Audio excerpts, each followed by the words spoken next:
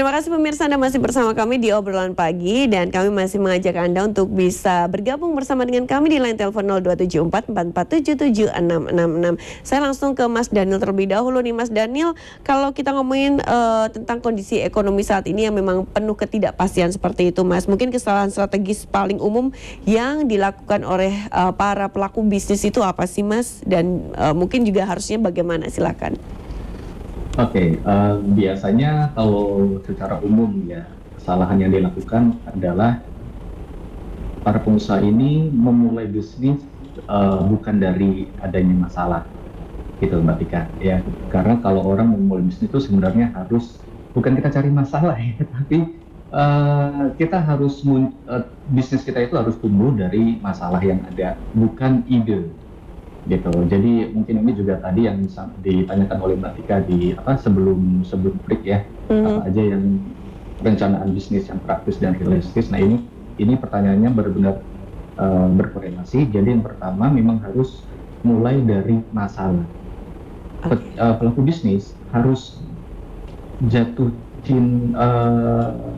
harus menemukan masalah dulu, karena masalah ini itu berasal dari perilaku konsumen, dari permintaan. Kalau di hukum ekonomi kan ada supply dan juga ada demand. Nggak akan ada supply kalau nggak akan ada demand. So, apa dulu nih masalah yang sering dialami oleh orang-orang? Contohnya adalah ketika COVID-19 kemarin, masalah yang dimunculkan orang-orang pada ingin hidup sehat, kemudian orang pada butuh masker. Nah, sehingga pelaku bisnis berbondong-bondong nih untuk memproduksi adanya masker. Jadi kesalahan yang sering terjadi adalah melakukan sebuah bisnis, tapi mereka nggak tahu masalah di lapangan ini apa. Oke, jadi artinya dengan adanya masalah itu akan menjadi satu peluang untuk para pelaku bisnis nantinya, begitu Mas? Betul.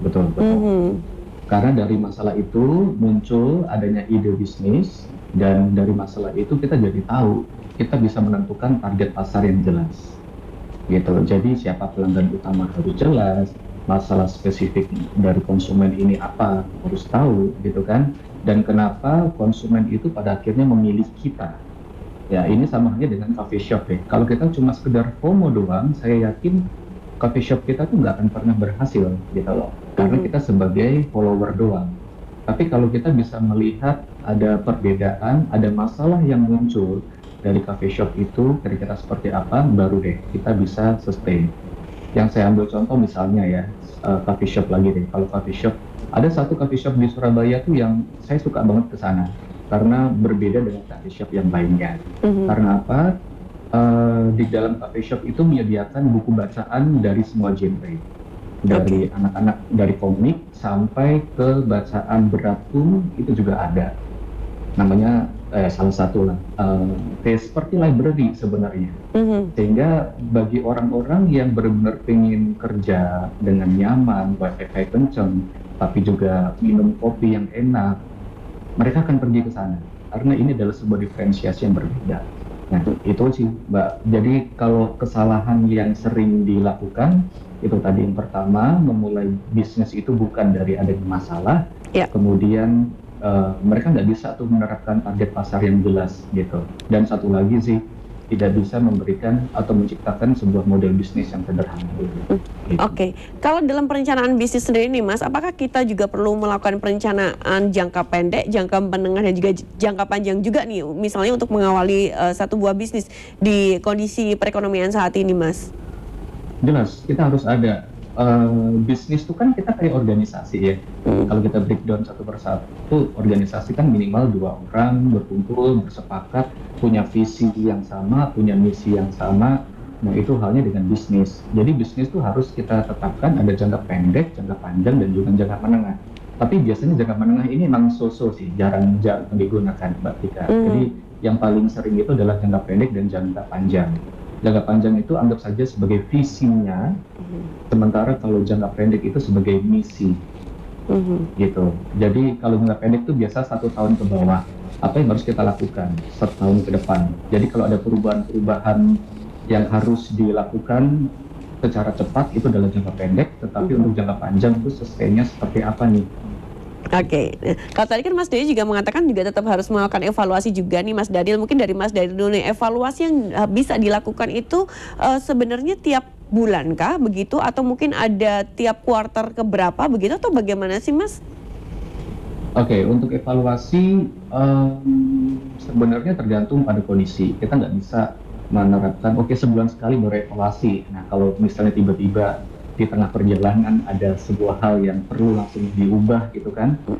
Jadi ada evaluasi jangka panjang, ada evaluasi jangka pendek. Nah, evaluasi jangka panjang itu biasa dipimpin atau di-lead oleh owner perusahaan atau owner bisnis. Kan biasa kalau bisnis itu kan ada manajer operasional gitu ya. Yeah. Manajer operasional ini mereka baru melakukan evaluasi per hari atau mungkin per mingguan. Kalau per hari sepertinya tidak perlu ya. Mungkin per mingguan saja, mungkin hari Jumat atau mungkin Senin paginya. Jadi seperti itu. Kalau nanti ada mid semester, mid semester bisa 6 bulanan, dan kemudian untuk tahunan itu adalah setahun. Ya, jadi biasa kalau jangka panjang ya kurang lebih sekitar 1 tahunan. Kalau di organisasi itu ada namanya raker ya, raker kerja. Nah, gitu. Kalau raker kan setahun sekali, nggak mungkin kan raker sebulan sekali ya. Oke, baik, terima kasih Mas Daniel. Nah, Mas Dani, kalau kita ngelihat perekonomian yang saat ini, gimana sih masyarakat ini mampu untuk bisa membaca peluang yang ada, yang pada akhirnya kita ini mampu untuk berkreasi, kita akan lebih kreatif dan bisa mendatangkan cuan juga nih Mas. Ya, kembali lagi ke, kalau saya menyambungkan dengan apa yang disampaikan Pak Daniel, kembali lagi kalau Pak Daniel tadi menyebutnya sebagai masalah, kalau dari bahasa saya sendiri melihat peluang itu dari apa yang menjadi kebutuhan. Jadi kalau kita bisa melihat apa sih kebutuhan yang dibutuhkan rakyat atau masyarakat saat ini, kemudian kita bisa masuk di bisnis tersebut atau memenuhi kebutuhan tersebut, itulah menjadi yang kita sebut dengan peluang.